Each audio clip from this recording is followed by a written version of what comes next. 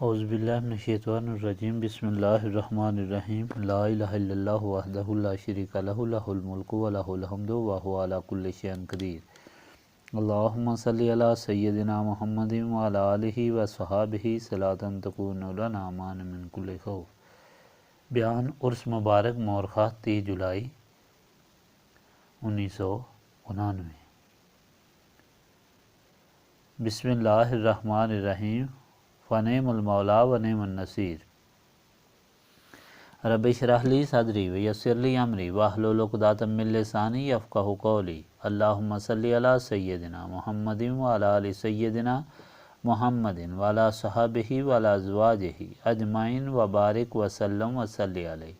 الحمدللہ، اللہ تعالیٰ کا لاکھ لاکھ شکر ہے کہ مالک نے اپنی یاد کی توفیق اور موقع عطا فرمایا۔ لاکھوں اور کروڑوں درود حضرت محمد مصطفیٰ صلی اللہ علیہ وآلہ وسلم پر، جن کے طفیل خدا نے یہ مہربانی فرمائی ہے۔ سامعین کرام، اللہ تعالیٰ نے قرآن پاک میں ارشاد فرمایا ہے کہ الا ان اولیاء اللہ لا خوف علیہم ولا هم یحزنون۔ آگاہ رہو کہ اللہ تعالیٰ کے بندوں پر نہ کوئی خوف رہتا ہے اور نہ کوئی غم۔ اللہ تعالیٰ نے قرآن پاک میں ارشاد فرما کر اللہ کے بندوں اور دنیا کے بندوں میں تفریق فرما دی ہے کہ جو لوگ اللہ کے ساتھ تعلق رکھتے ہیں وہی صحیح زندگی کا لطف اٹھاتے ہیں۔ وہ اتنا بلند مرتبہ حاصل کر لیتے ہیں کہ ان کے لیے کوئی غم اور خوف نہیں رہتا۔ یہ اتنا بڑا اعزاز ہے کہ اس سے بڑھ کر کوئی اعزاز اور فائدہ نہیں ہو سکتا۔ دنیا میں جتنی بھی تگ و دو ہے، خوف اور غم سے بچنے کے لیے دولت کا غم، اولاد کا غم، رشتہ داروں دوستوں کا غم، جائیداد کا غم، عزت کا غم، جان کا غم اور ہر ایک کے نقصان کا خوف، یہی وہ چیزیں ہیں جو انسان کو دن رات آرام نہیں کرنے دیتی۔ اگر انسان ان خوفوں اور غموں سے محفوظ ہو جائے تو دنیا اس کے لیے جنت بن جائے گی۔ اللہ تعالیٰ فرماتا ہے کہ میں یہ اعزاز اپنے بندوں کو عطا فرماتا ہوں جس طرح پہلے اپنے بندے آدم علیہ السلام کو عطا فرمایا تھا۔ اللہ تعالیٰ نے انسان کو بنایا اور اسے اشرف المخلوقات کا اعزاز بخشا، شرف بخشا، اور اپنی بہترین مخلوق ملائکہ کو حکم دیا کہ اس کے سامنے سجدہ کرو۔ سب نے حکم کی تعمیل کی، صرف ابلیس نے انکار کیا۔ وہ شیطان ہوا، یعنی ہلاک ہوا، ملعون ہوا اور عذاب آخرت میں گرفتار ہوا۔ کیا یہی انسان ہے جس کے لیے اللہ تعالیٰ نے فرمایا ہے کہ اولئک کالانعام بل ہم اضل۔ اولئک کالانعام بل ہم اضل۔ یہ تو جانور ہیں بلکہ ان سے بھی بدتر۔ سمجھنے اور سوچنے والی بات ہے کہ ایک وقت میں اس قدر بڑا اعزاز اور دوسرے میں اس قدر پستی انسان کو کیوں ملی؟ تمام پہلوؤں پر غور کیا جائے تو انسان اس نتیجے پر پہنچتا ہے کہ انسان کو جو اعزاز ملا سمجھ اور سوچ کی وجہ سے ملا۔ اگر عبادت، بلندی اور عزت کی وجہ سے ہوتی تو درخت ہمہ وقت آباد میں مصروف رہتے ہیں، مگر انسان ان سے اپنی ادنیٰ ترین ضرورت پوری کرتا ہے۔ سمجھ اور سوچ ہی بلندی کی وجہ ہے، اور سمجھ اور سوچ چھوڑنے کی وجہ سے انسان اتنا پستی میں گر جاتا ہے کہ جانوروں سے بھی بدتر، اس لیے کہ جانور سمجھتا اور سوچتا نہیں، کہ اسے سمجھنے کا شعور نہیں۔ اگر انسان باوجود شعور کے پھر بھی ایسی زندگی گزارے جس طرح بے شعور مخلوق گزارتی ہے تو یہ ان سے واقعی بدتر ہوا۔ اب سوال یہ ہے کہ سمجھ اور سوچ ہی اگر بلندی کی وجہ ہے تو پھر کیا چیز ہے جو سمجھنی اور سوچنی چاہیے؟ سمجھنے اور سوچنے والی اس کی اپنی اجمالی زندگی ہے جو 3 سوالوں میں منقسم ہو جاتی ہے۔ پہلی بات یہ کہ انسان ہے کیا چیز، یعنی انسان کو اس بات پر فکر کرنی چاہیے کہ وہ خود کیا ہے، کس طرح بنا ہے۔ دوسری بات یہ فکر طلب ہے کہ وہ کس لیے بنایا گیا ہے۔ ہر چیز کے بنانے کا ایک مقصد ہوتا ہے۔ مکان اس لیے بنایا گیا ہے کہ اس میں رہا جائے، قلم اس لیے کہ اسے لکھا جائے، وغیرہ وغیرہ۔ تو انسان کیا بغیر کسی مقصد کے بنایا گیا ہے؟ ہرگز نہیں، بلکہ انسان جو اشرف المخلوقات ہے تو اس کی تخلیق کا مقصد تو سب سے اہم ہے، جو بقائے کل صفات کا سبب ہے۔ تیسری چیز جو غور اور فکر طلب ہے وہ یہ کہ جس مقصد کے لیے انسان بنایا گیا ہے وہ حاصل کس طرح ہو سکتی ہے؟ یہ 3 چیزیں ہیں جن پر جو شخص غور اور فکر کرتا ہے اور پھر اپنے اعمال کو درست کر کے صحیح سمت چلتا ہے، وہ تو انسان ہوا، کامل بندہ ہوا۔ اور جو اس طرف توجہ ہی نہیں کرتا، بس جانوروں کی طرح کھاتا پیتا اور زندگی گزارتا ہے، وہ جانور بلکہ جانوروں سے بھی بدتر ہے۔ اب یہ بات کہ انسان کیا ہے اور کس طرح بنایا گیا؟ اللہ تعالیٰ نے اس دنیا میں 4 عناصر پیدا کیے: آگ، ہوا، مٹی اور پانی۔ اللہ تعالیٰ نے سب سے پہلے حضرت محمد صلی اللہ علیہ وآلہ وسلم کا نور پیدا فرمایا، پھر اس نور سے ساری مخلوق کے ارواح پیدا فرمائے جس طرح حدیث پاک میں ہے۔ پھر دنیا سے مٹی لے کر جسم انسانی بنایا۔ جب وہ مکمل تیار ہو گیا تو روح کو حکم ہوا کہ اس میں داخل ہو، تو وہ انسان کی شکل میں تیار ہو گیا، جو ابو البشر آدم بنا۔ اسے عزت، علم بخشا، شرف بخشا، ساری کائنات سے اس کی تعظیم و تکریم کروائی، تو معلوم ہوا کہ انسان 2 چیزوں کا مرکب ہے، ایک روح اور دوسرا جسم۔ دونوں کے مخزن اور اصل الگ ہیں۔ روح کا مخزن اور اصل نور ہے، جسم کا اصل اور مخزن یہ دنیا۔ عربی کا مقولہ ہے اور حدیث شریف بھی ہے کہ کل شیء یرجع الی اصلہ، ہر چیز اپنی اصل کی طرف رجوع کرتی ہے، یعنی جس چیز کا جو اصل مخزن ہوتا ہے اسی سے اس کی محبت ہوتی ہے، لگاؤ ہوتا ہے، خوراک ہوتی ہے۔ چونکہ انسان کا مخزن 2 اجزاء سے ہے، یہ دونوں کا اصل الگ ہے، اس لیے دونوں کی خواہشات میں امتزاج ہے۔ روح کی محبت نور سے ہے، روح کی خوراک نور سے ہے، اور روح کی نورانی خواہشات ہیں جو انسان کو نور کی طرف لے جانا چاہتی ہیں۔ جسم کا اصل یہ دنیا ہے، جسم کی جسمانی و دنیاوی خواہشات ہیں، جسم کی خوراک دنیا سے ہے، اور جسم انسان کو دنیا کی طرف متوجہ کرتا ہے۔ کوئی انسان بھی ہو، اس میں اس طرح 2 خواہشات ہوتی ہیں، دونوں میں کشمکش رہتی ہے۔ اگر روح غالب ہو جائے تو انسان خدا کی طرف متوجہ ہو کر پاکیزہ زندگی گزارتا ہے اور صراط مستقیم پر قائم رہتا ہے۔ اگر جسم غالب ہو جائے تو انسان دنیا میں خواہشات سے مغلوب ہو جاتا ہے اور دنیا کی طرف متوجہ ہو جاتا ہے اور خدائی کام سے لاپرواہی برتتا ہے۔ اب کوئی انسان بھی جب پیدا ہوتا ہے تو ہمیں اس حقیقت کی طرف چونکہ توجہ نہیں ہوتی، علم نہیں ہوتا، ہم تو اس کے جسم کو ہی انسان سمجھتے ہیں اور ساری توجہ اس طرف خرچ کرتے ہیں۔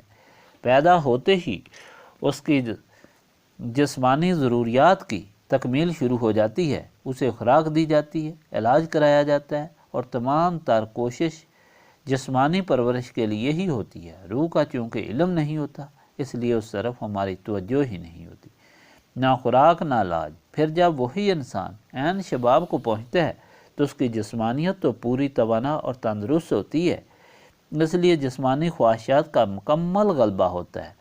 اللہ کی طرف سے انسان غافل ہو جاتا ہے، روح اس کی ضعیف اور بیمار ہوتی ہے، جو اسے مضطرب اور پریشان رکھتی ہے، لیکن وہ اضطراب اور پریشانی کی وجہ دنیاوی ضرورتوں کی کمی سمجھتا ہے۔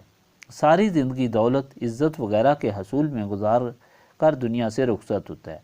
جب موت آتی ہے تو پتہ چلتا ہے آدمی تو گمراہ رہا، اصل چیز تو روح تھی، جس کی پرورش نہ کرنے کی وجہ سے میں اللہ تعالیٰ سے بے خبر اور بے پرواہ رہا، اور جسم جو صرف ایک برتن ہے اس کے لیے میں نے ساری زندگی خدا کی حکم عدولی میں گزار دی۔ وہ پریشان ہو جاتا ہے اور اللہ کی بارگاہ میں عرض کرتا ہے، باری تعالیٰ مجھے دوبارہ دنیا میں بھیج تاکہ تیرے حکم کے مطابق زندگی گزار کر آؤں۔ مگر اللہ تعالیٰ کی طرف سے حکم ہوتا ہے، ہٰذِہِ جہنم التی کنتم توعدون اصلوہا اليوم بما کنتم تکفرون۔ یہ ہے وہ جہنم جس کا تم سے وعدہ تھا، آج اسی میں جاؤ، بدلہ اپنے کفر کا۔ لیکن وہ لوگ خوش نصیب ہوتے ہیں جنہیں عین حیات میں علم ہو جاتا ہے کہ ہماری حقیقت تخلیق اس طرح ہے کہ اصل چیز روح ہے، ہماری اس جزو اعظم کی پرورش نہیں ہوئی اور وہ بیمار ہے، بے خوراک ہے، اس کے علاج اور خوراک کی ضرورت ہے۔ تو جس طرح ایک جسمانی مریض کو اپنے مرض کا علم ہو جاتا ہے اور اس کے مہلک ہونے سے پہلے وہ جسمانی معالج یعنی ڈاکٹر طبیب کے پاس جاتا ہے، ڈاکٹر اس کے جسم کا معائنہ کر کے اس کی مرض کو پکڑ لیتا ہے، اسے ٹیکہ لگاتا ہے، دوائی دیتا ہے۔ جو خوش نصیب ڈاکٹر کے کہنے پر عمل کرے اس کے جسم کی بیماری دور ہو جاتی ہے اور وہ توانا اور تندرست ہو جاتا ہے۔ اسی طرح جو خوش نصیب یہ سمجھ لیتا ہے کہ اس کی روح بیمار ہے، اس کے علاج کی ضرورت ہے، تو وہ فوراً روحانی معالج کی تلاش کرتا ہے۔ یہی روحانی معالج مرشد ہوتا ہے، جس کے پاس جب روحانی بیمار جاتا ہے تو اس کو علم ہو جاتا ہے کہ میری پریشانی اضطراب دنیاوی وجوہات کی وجہ سے نہیں، کیونکہ اگر یہ اضطراب دولت کے لیے ہے تو دنیا میں جو سب سے امیر انسان ہے وہ کبھی پریشان نہ ہوتا۔ اگر جاہ و جلال کے لیے ہوتی تو دنیا میں سب سے طاقتور حکمران سب سے زیادہ بے سکون اور بے اطمینان نہ ہوتا، اور اگر اولاد کی وجہ سے ہے تو دنیا میں کثیر الاولاد والا پریشان نہ ہوتا، بلکہ میری پریشانی اضطراب روح کی پریشانی ہے، بیماری ہے، جسے عرصہ سے خوراک نہیں ملی۔ اگر جسم ایک دن خوراک نہ ملنے سے پریشان کر دیتا ہے تو یقیناً روح اتنا عرصہ خوراک اور علاج کے بغیر رہے پریشان کرتی ہے۔ تو اور پھر روح کا معالج اس کا علاج کرتا ہے، اس کو انجیکشن لگاتا ہے، جس کو بیت یا ذکر کی تعلیم کہا جاتا ہے، اور یاد الہی کا نسخہ اسے بتاتا ہے۔ اگر روح کا مریض جسمانی علاج کی طرح اپنے مالک کے حکم کی پابندی کرے تو اس کی روح زندہ ہو جاتی ہے، توانا اور تندرست ہو جاتی ہے، اور روحانی خواہشات بڑھ جاتی ہیں، یہاں تک بڑھ جاتی ہیں کہ حدیث قدسی نبی پاک صلی اللہ علیہ وآلہ وسلم نے فرمایا کہ اللہ تعالیٰ نے فرمایا ہے، جب بندہ مجھے یاد کرتا ہے تو میں اس کی زبان بن جاتا ہوں، جیسے وہ بولتا ہے میں اس کے کان بن جاتا ہوں، جیسے وہ سنتا ہے میں اس کی آنکھ بن جاتا ہوں، جیسے وہ دیکھتا ہے میں اس کے ہاتھ بن جاتا ہوں، جیسے وہ کام کرتا ہے، اور میں اس کے پاؤں بن جاتا ہوں جیسے وہ چلتا ہے۔ یعنی اللہ کی یاد سے ایسا مقام آ جاتا ہے کہ روحانیت غالب آ کر وہ شخص اللہ کے نور میں مستغرق ہو جاتا ہے اور بشریت بالکل مغلوب ہو جاتی ہے۔ یہ تو آخری مقام عروج ہے، لیکن اس کی ابتدا یہ ہے کہ انسان سمجھ حاصل کرنے کے بعد توبہ کر کے اللہ تعالیٰ سے یہ وعدہ کر لیتا ہے کہ اے اللہ تو ہی میرا خالق اور مالک ہے، آج سے میرا وعدہ ہے کہ تیرا غلام ہوں، جو کچھ کروں گا تیری رضا کے لیے کروں گا اور ہمیشہ تیری یاد میں رہوں گا۔ اسی وقت سے وہ اللہ کی دوستی میں داخل ہو جاتا ہے، جس کے لیے نہ کوئی غم اور نہ کوئی فکر رہتا ہے۔ اس کی مثال بجلی کی تار کی طرح ہو جاتی ہے، جس کا کنیکشن پاور ہاؤس سے ہو جاتا ہے، جس کے اندر بجلی آتی ہے۔ اگر ہاتھی اس کے قریب جائے تو وہ بھی الٹ جائے گا، اس کی کوئی طاقت نہیں، طاقت بجلی کی ہے جو اس کے اندر ہے۔ جب اس کا تعلق پاور ہاؤس سے نہ ہو تو ایسی تار کو لوگ لے جا کر بکریاں باندھتے ہیں، لکڑیاں باندھتے ہیں۔ تو جس انسان کا تعلق اللہ سے ہو جاتا ہے اس کا دل اللہ کا ہو جاتا ہے، اللہ کی یاد شروع کر دیتا ہے، اس کے سینے میں ضیاء ربانی آ جاتی ہے، اور وہ انوار و تجلیات اور مضامین رنگین جو صدر پاک رسول اللہ صلی اللہ علیہ وآلہ وسلم میں ہیں، ان کا ظہور اس کے سینے میں شروع ہو جاتا ہے، جس کی بدولت کائنات اور کائنات میں موجودات جتنی موجودات ہیں اس کے سامنے سر نگوں ہو جاتی ہیں، خواہ حیوانات ہیں، نباتات ہیں، جمادات ہیں۔ ایسے انسان کو کوئی غم فکر نہیں رہتا، اس کے سارے غم فکر اللہ کے سپرد ہو جاتے ہیں، اور اللہ تعالیٰ کو غم اور فکر کی ضرورت نہیں۔ وہ تو جس چیز کے کرنے کا ارادہ کرتا ہے تو کون فرماتا جاتا ہے تو وہ ہو جاتا ہے۔ انما امرہ اذا اراد شیئا ان یقول لہ کن فیکون۔ سب کچھ جانتا ہے، اس کا کام تو یہی ہے کہ جب کسی چیز کو چاہے تو اسے فرمائے ہو جا تو وہ فوراً ہو جاتی ہے۔ حاضرین مجلس، آمد برسر مطلب کہ اس دنیا میں سرخرو اور سرفراز زندگی گزاریں جو اضطراب اور بے سکونی سے محفوظ اور سکون اطمینان والی ہو، اور آخرت میں شرمندگی سے بچنے کے لیے صرف ایک ہی طریقہ ہے کہ انسان خدا کا غلام بن جائے، جو کام کرے اس کی رضا کے لیے کرے اور ہمیشہ اس کی یاد میں رہے۔ اب دعا کریں اللہ تعالیٰ گزشتہ گناہوں کی معافی عطا فرمائے اور آئندہ گناہوں سے بچائے، آمین۔ اللہم صلی علی سیدنا محمد وعلی آلہ وصحبہ صلاۃ تکون لنا امان من کل خوف۔ ربنا تقبل منا انک انت السمیع العلیم وتب علینا انک انت التواب الرحیم۔